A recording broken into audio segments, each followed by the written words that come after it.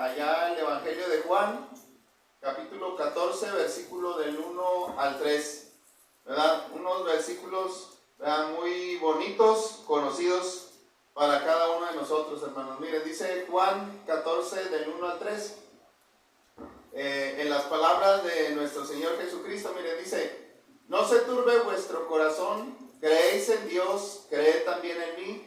En la casa de mi Padre muchas moradas hay; si así no fuera, yo os lo hubiera dicho. Voy pues a preparar lugar para vosotros, y si me fuere y os prepararé el lugar, vendré otra vez y os tomaré a mí mismo, para que donde yo estoy, vosotros también estéis.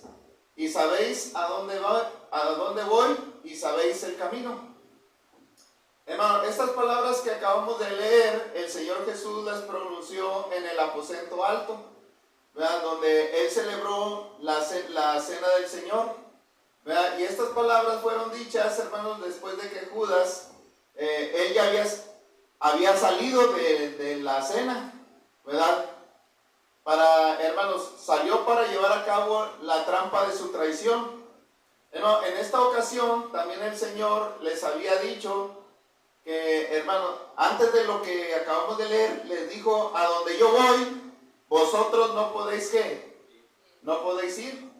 ¿Verdad? La pregunta es, hermanos, ¿saben por qué los apóstoles no podían ir con Él? Bueno, pues sencillo, ¿verdad? Porque ¿a dónde iba el Señor? ¿Verdad? Iba a la cruz del Calvario, Él resucitaría y luego ¿a dónde regresaría? Al cielo, hermanos, ¿verdad? Por eso el Señor les dice: ahorita donde yo voy, vosotros no podéis, ¿qué? No podéis ir, ¿verdad? Y estas palabras, hermanos, dejaron a los discípulos perplejos, ¿verdad? O sea, como si te hemos seguido durante mucho tiempo, ¿verdad? Y como que ahora nos estás diciendo que te vas, ¿verdad? Y nos dices que a donde vas no podemos, ¿qué? Dice lo que les dice el Señor, hermanos, ¿verdad? Entonces, hermano, ¿cómo era posible que ellos lo habían dejado todo para seguirlo? ¿Y cómo era eso que lo iban a matar y que ahora no le podían seguir, hermanos? ¿Verdad? Entonces, esto los dejó turbados, ¿verdad? Empezaban a sentirse decepcionados hermanos, de las esperanzas mesiánicas que ellos tenían en sus mentes, ¿verdad? Todo eso que ellos pensaban, ¿verdad? Porque ¿qué es lo que pensaban de Cristo, hermanos?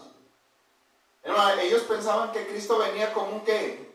Como un caudillo, ¿verdad?, que iba a derrocar al Imperio Romano. Así ellos pensaban todavía, ¿verdad? Esas eran las esperanzas mesiánicas de ellos, ¿verdad? Y, hermanos, entonces, y cuando Cristo les dice eso, pues, hermanos, sus corazones se pusieron tristes, ¿verdad? Imagínense qué iba a pasar por sus mentes cuando unas horas después viniera su maestro. Ellos vieran al maestro en manos de sus enemigos, hermanos, llevándolo a la cruz.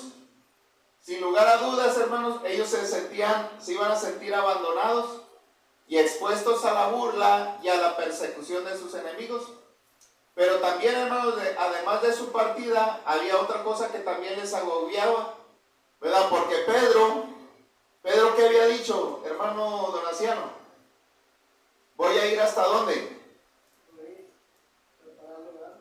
Bueno, Pedro dijo: voy a ir contigo, maestro, hasta la muerte.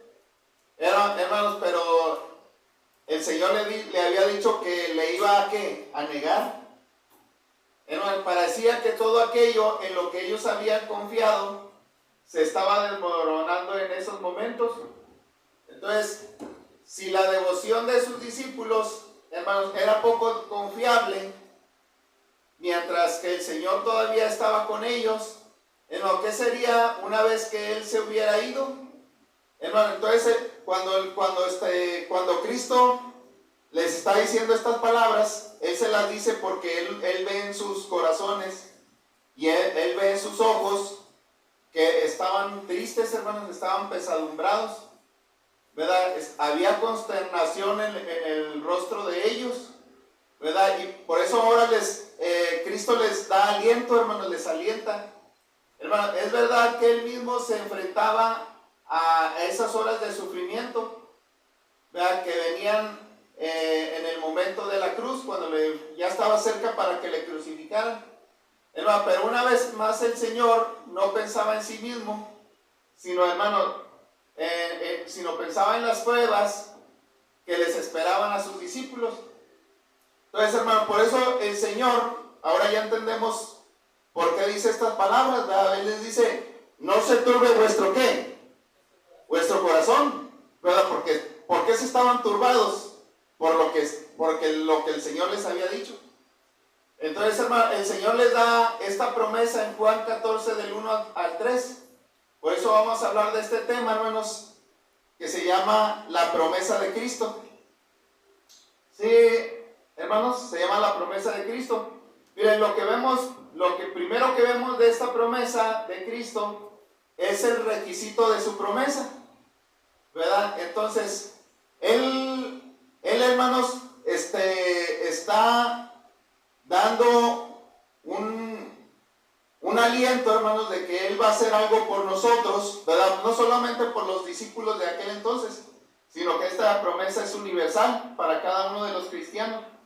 Hermano, esta promesa, ¿verdad? El Señor nos la va a dar siempre y cuando tengamos fe, ¿verdad? Porque Él dice, no se turbe vuestro corazón, pero ¿qué tenemos que hacer? Tenemos que creer, ¿verdad? ¿Creer en quién? En Dios. Dice, y creer, dijo el Señor, en mí. Entonces, aquí se nos ofrece el único medio eficaz contra la tribulación en el corazón, que es la fe en Dios. Hermano, no hay nada que nos pueda rescatar, hermano, de nuestras tristezas, de nuestros problemas. Hermano, del momento de la muerte no hay nada que nos vaya a librar. El único que nos puede librar, ¿quién es? Es Dios, hermanos. ¿Verdad? Ahí en el momento de la dificultad no va a estar nuestra mamá, no va a estar nuestro papá, nuestra familia. Hermano, en el momento de la dificultad, ¿quién está con nosotros? ¿Verdad? Dios. Entonces, hermano, la fe es el mejor bálsamo para aliviar nuestros corazones atribulados. Hermano, entonces debemos tener la fe en Dios. Hermano, miren, no solamente en el Padre, sino también en el Hijo. Este texto recalca la igualdad divina del Hijo con el Padre. ¿Sí, hermanos? Porque si Noemí, Cristo no fuera Dios, Él hubiera dicho, crean en quién. Crean en Dios, crean en el Padre, crean en Dios. Él no hubiera dicho, crean en mí. Pero como Él tiene la misma naturaleza, el mismo poder, por eso Cristo les dice que también crean en ¿qué? En Él. Porque está hablando de la igualdad que tiene con el Padre. Entonces, hermanos, ya habíamos dicho que la fe es esencial para tener la salvación. Es decir, es indispensable, así como el agua. Es indispensable, hermano, como el aire, como la comida. Hermano, que si queremos, entonces, aquí también el Señor Jesús nos dice que si queremos entrar en la casa de su Padre, ¿qué necesitamos, hermanos? Creer, ¿verdad? Ese es el requisito, hermanos, para entrar a la casa de ¿qué? A la casa del Padre del Señor. Hermano, dice Hebreos 11:6. Hermano, dice, pero sin fe es imposible agradar ¿a quién? Agradar a Dios. Porque es necesario que el que se acerca a Dios crea que le hay y es galardonador de los que le ¿qué? De los que le buscan. Entonces, hermano, nuestra fe no debe estar depositada en ¿qué? En un ídolo. No debe estar depositada en algo superficial, en algo hueco. Hermano, sino nuestra fe debe estar depositada ¿en qué? En la roca, hermano, que es Cristo y el Padre. Entonces la fe en Dios, hermanos, también es una fe que debe ser con obras, ¿verdad? La fe sin obras dice Santiago que es que está muerta. Entonces, hermano, ese galardón lo vamos a recibir, pero cuando le busquemos, ¿verdad? Como lo acabamos de decir como lo que dice Hebreos 11:6, ¿verdad? Porque Él es galardonador. ¿Qué es galardón? ¿Está ahí? ¿Qué es galardón, Noemí? Un galardón pues es un premio, hermanos. ¿Verdad? Está hablando el escritor cuando en las competencias de allá en Grecia, ¿verdad? Corrían para alcanzar y ganarse el premio. ¿Verdad? Ese galardón que era corruptible, pero el galardón que Dios nos ofrece es que es eterno, ¿verdad? Entonces, hermano, pero fíjense, en este tema de la promesa de Cristo, no solamente tenemos el requisito de la promesa, sino también, hermanos, tenemos la riqueza de su promesa. Fíjense, hermanos, lo que Dios nos está ofreciendo no es cualquier cosa. Hermano, no se comparan las mansiones que hay aquí terrenales, ¿verdad? Porque fíjense la promesa que nos está haciendo Cristo. Él dice, en la casa de mi Padre muchas moradas hay, ¿verdad? Entonces, esta promesa es sorprendente, hermanos.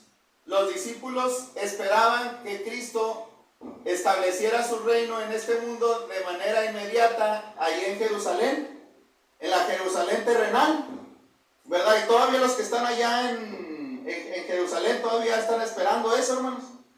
¿Verdad? Que Cristo, el Mesías, establezca su reino terrenal, ¿verdad? Sin embargo, hermanos, lo que les anunció el Señor fue algo superior, ¿verdad? O sea, Cristo no nos va a ofrecer un templo, hermanos, allá en Jerusalén, ¿verdad? No nos va a ofrecer algo material, sino algo que espiritual, ¿verdad? Algo superior y más grande, hermanos. Él dice que va a ir a preparar moradas para los cristianos en la casa de su Padre. Es decir,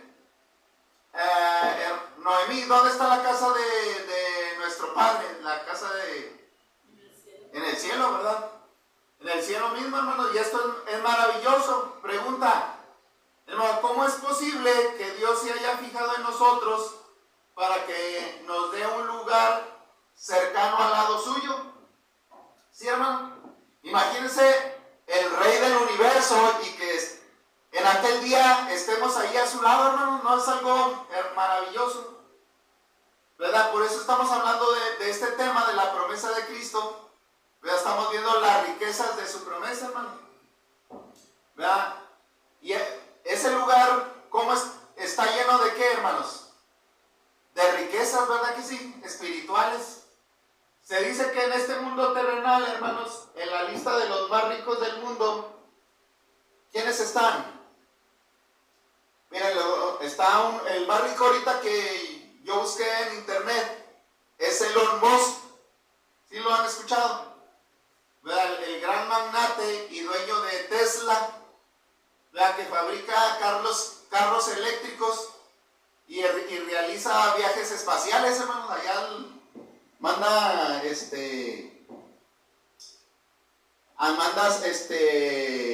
naves para allá, hermanos, ¿verdad? Satélites, ¿verdad? Él anda en toda la tecnología, ¿verdad? Fíjense, hermano. Y es una persona que ahorita es el número 1 en riqueza.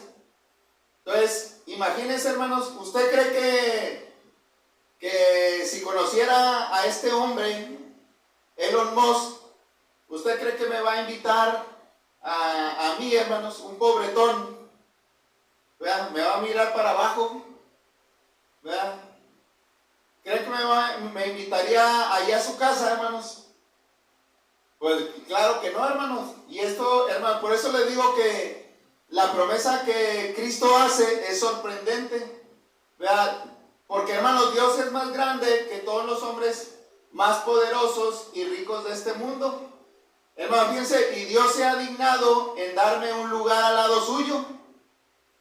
Pero, hermanos, eso aquí nos habla, lo que estaba diciendo Cristo aquí, hermanos, nos habla de su riqueza espiritual. Miren, ¿qué dice Apocalipsis 21:15? ¿Saben? Pone ahí en la pantalla. Apocalipsis 21:15, hermanos. Miren, nada más para que nos demos cuenta de lo que Dios habla acerca de lo que hay allá en la casa del Padre, de las riquezas espirituales. Miren, ¿ya tienes Apocalipsis 21:15?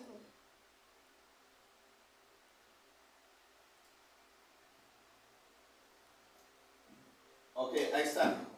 Mira, dice ahí en la pantalla, dice, el que hablaba conmigo tenía una caña de medir de oro para medir la ciudad, sus puertas y su muro. La ciudad se halla establecida en cuadro y su longitud es igual a la anchura. Y él midió la ciudad con la caña 12,000 estadios. La longitud, la altura y la anchura de ella son iguales, y midió su muro 144 codos de medida de hombre, la cual es de ángel. El material de su muro era ¿de qué? De jaspe, pero la ciudad era de oro puro, semejante a vidrio limpio. Y los cimientos del muro de la ciudad estaban adornados con toda piedra preciosa. El primer cimiento era de jaspe, el segundo de zafiro, el tercero era de ágata, el cuarto de esmeralda, el quinto de ónice, el sexto de cornalina, el séptimo de crisólito, el octavo de berilio, el noveno de topacio, el décimo de crisopaso, el undécimo de jacinto, el deudécimo amatista. Las 12 puertas eran 12 perlas, cada una de las puertas era una perla, y la calle de la ciudad era de oro puro, transparente como el vidrio. Y no viene en ella templo, porque el Señor Dios Todopoderoso es el templo de ella y el Cordero. La ciudad no tiene necesidad de ¿qué, hermanos? De sol, ni de luna que brille en ella, porque la gloria de Dios la ilumina, y al Cordero es su lumbrera.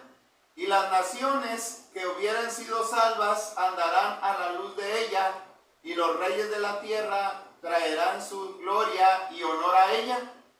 Sus puertas nunca serán cerradas de día, pues allí no habrá noche, y llevarán la gloria y la honra de las naciones a ella. Fíjense el versículo 27 que dice: no entrará en ella ninguna cosa inmunda, porque hace abominación y mentira, sino solamente los que están inscritos en el libro de la vida del Cordero, ¿no? ¿Se fijan? Hermano, el apóstol Juan se le dio la visión para que, hermanos, es que Dios se lo tuvo que presentar de una manera material, ¿verdad? Pero la casa de nuestro Padre, allá, hermanos, en el cielo, no es de material. Pero, hermanos, cuando Juan miró esa ciudad, quedó maravillado, hermanos, porque hablaba de ¿qué? De piedras preciosas, ¿verdad? De toda la riqueza, hermanos. ¿Verdad? O sea, lo espiritual, lo eterno, hermanos, es superior y tiene más riqueza que lo material, ¿verdad? Que lo físico, porque lo físico se va a echar ¿qué? A perder. Entonces, esta es la casa del Padre, hermanos. El Señor Jesucristo, ¿verdad? Es de la cual habló la Nueva Jerusalén. Y aquí nos habla de una riqueza que no es material en el sentido humano, sino que representa la eternidad, la gloria divina y la santidad de Dios. Entonces, hermano, qué bonito lo que Cristo dice, ¿verdad? En la casa de mi Padre muchas ¿qué? Moradas hay, ¿verdad? Hablando de esta ciudad, la Nueva Jerusalén. Hermano, pero en este tema no solamente tenemos la riqueza de su promesa, sino tenemos la seguridad de su promesa. Miren, ¿qué dice Juan 14:2? Ahí, Juan 14:2 dice: Si así no fuera, yo os lo hubiera ¿qué? Yo os lo hubiera dicho. Voy pues a preparar lugar para vosotros. O sea que, hermano, el Señor no miente.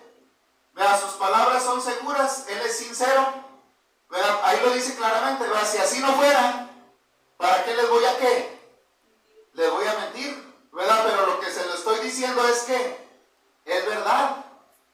Entonces, hermano, es una realidad. Tenemos la seguridad de su promesa, ¿verdad? Y esto es un motivo para que tengamos ánimo. La palabra de Cristo es la mayor garantía de que tenemos de esta seguridad. Hermano, el apóstol Pedro, hermanos, expresó también de esta misma seguridad.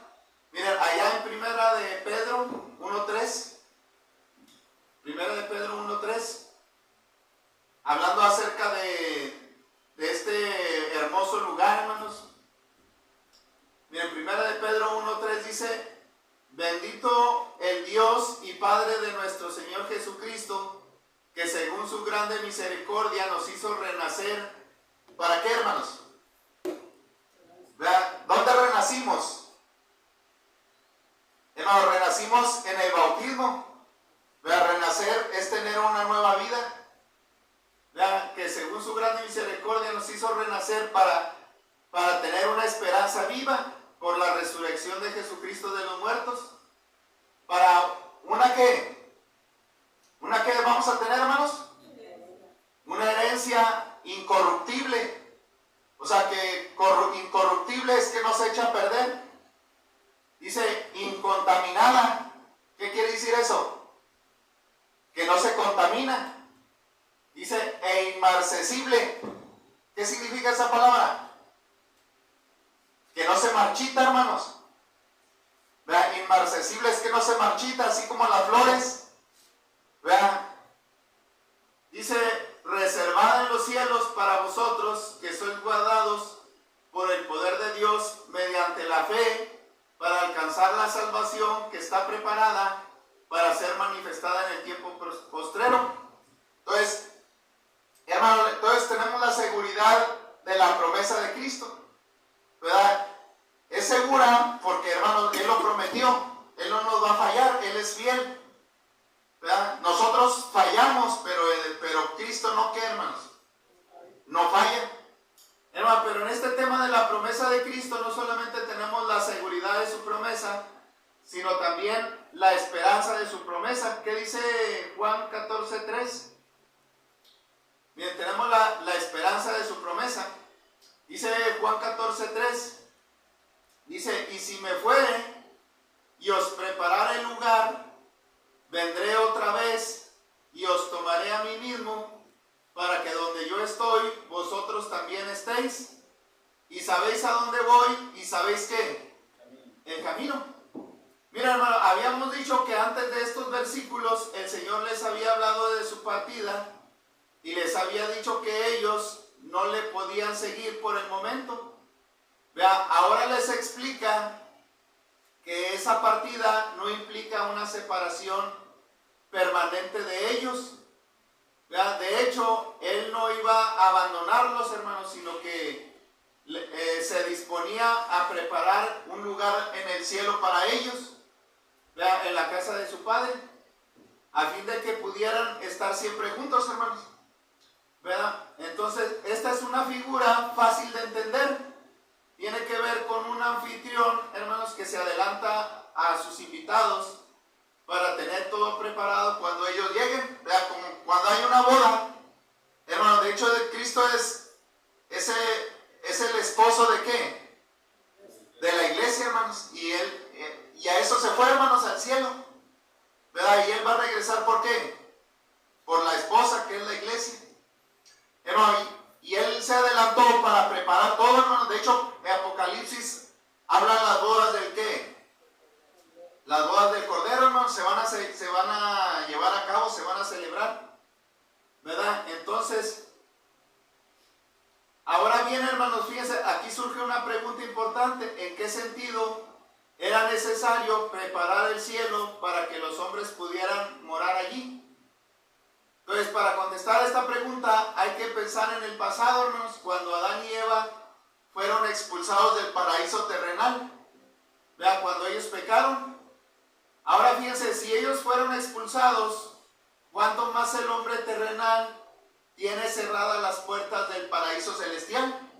¿Sí, hermanos? O sea que antes de que Cristo regresara al cielo, que estaban cerradas las puertas, hermanos, por causa del pecado. Pero a través de su sacrificio, a través de lo que Él hizo, hermanos, de su muerte, sepultura y resurrección, ahora Él nos da acceso a ese lugar. Sí, hermano, por eso fíjense, tenía que hacer eso. Tenía que irse, pero ¿va a qué? Va a regresar. ¿Verdad? Por eso estamos hablando de la esperanza de la promesa. Entonces, hermanos, era necesario que el Señor preparara a los hombres pecadores para entrar en el cielo a través de lo que hemos dicho, de su sacrificio. Y esto es lo que Cristo se disponía a hacer, hermanos, en aquellos momentos cuando moriría en la cruz en lugar del pecador. A partir de ese momento Cristo se convertiría en la puerta y el camino al Padre, para que todos aquellos que decidan aceptarle como su Señor y Salvador, ¿verdad?, puedan entrar en ese lugar, ¿verdad? De hecho, él aquí lo dice más adelante. ¿Verdad que él dijo? ¿Qué dijo Cristo, hermanos? Yo soy el camino, la verdad y la vida. Nadie viene al Padre, ¿verdad?, si no es por mí. Entonces, hermanos, por eso tuvo que llevarse a cabo este proceso del plan de redención. Por tanto, hermanos, en este sentido podemos decir que por medio de la obra de la cruz, el Señor nos ha hecho aptos para estar en la casa de su Padre. ¿Vean? Ahí lo dice, hermanos, en Juan 14:6. Yo soy el camino, la verdad. Fíjense, Él lo ha hecho posible, hermanos. Vean, no hay otro medio para entrar a la casa del Padre. Vean, así que, hermanos, no busquemos a un santo, no busquemos a otra cosa, ¿verdad?, ni a un político. ¿Verdad? Andamos buscando la esperanza en otras cosas, pero no buscamos la esperanza que Dios nos da. ¿Verdad? El único que nos puede dar esa esperanza es Cristo, para poder entrar en la casa de su Padre. Entonces, hermano, qué bendición tan grande. Hombres pecadores, débiles y miserables, hemos sido llamados para estar en el cielo junto a Cristo durante toda la eternidad. Hermano, por el momento, Él ha entrado en el cielo como sumo sacerdote, llevando nuestros nombres escritos en su pecho e intercediendo constantemente por nosotros ante el Padre. Hermano, pero un día va a venir Él por nosotros para que estemos allí. Y cuando eso ocurra, hermano, no vamos a ser extraños cuando lleguemos allá. ¿Y tú quién eres? Anda, pero sí va a haber quién, ¿verdad que sí, hermano? Les va a decir. Ahí, porque lo dijo allá también en Mateo, ¿verdad? Apartados de mí, ¿qué? No les, dice, y no les conozco, dice allá. Anda, pero hermano, pero si nosotros nos agarramos de su mano, si nos vamos por este camino que es Cristo, no vamos a ser extraños allá, hermanos, en aquella casa. Sí, hermano. Sino que, hermano, Cristo es, qué bonito, hermano, ¿verdad?, que aquel día cuando venga Cristo, ¿verdad?, nos va a decir, entrad, benditos, ¿qué?, de mi Padre, ¿verdad? Entonces, de manera que, hermanos, actualmente, fíjense qué sucede hoy en este mundo, que constantemente nos quieren hacer pensar que el presente, que el que nos ofrecen, que este mundo en el cual vivimos es el mejor. Vean, dice, come, vean, dice, la gente nos ofrece los placeres temporales. Vean, muchos nos dicen esto. Vean, hermano, ¿y qué dice la gente? No, ahorita yo quiero gozar, ahorita yo quiero los placeres. Ahorita, ya cuando se acabe esto ya no va a haber nada. La gente lo quiere que el gozo inmediato. Hermano, pero los cristianos no somos así. ¿Vean? Entonces Cristo nos ofrece una visión infinitamente mejor y más realista, hermanos, de la vida que podemos tener, que se llama vida eterna, la cual está en la casa de nuestro Padre, donde estaremos con cuerpos libres de los efectos del pecado. Hermano, y esto es una gran bendición. ¿Sí, hermanos? Qué bonito, ¿verdad?